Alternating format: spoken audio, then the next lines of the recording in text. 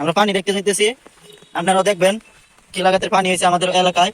এই যে পানি, শুধু খালি পানি দেখতেছেন, এই যে পানি রাস্তায় প্রায় ডুবে যাবো এইভাবে হইতেছে। এখন পর্যন্ত বৃষ্টি চলতেছে, এই যে বৃষ্টি পড়তেছে, বৃষ্টি এখনো থামে নাই। তে আমাদের এলাকায় এখন তো একটু সুন্দর দেখা যাইতেছে, কিন্তু কিছুক্ষণ পর বা কিছুদিন পরে ডুবে যাইলে তো আবার ভেজা হয়ে যাবে। আপনারা দেখেন, আমার সাথে থাকবেন।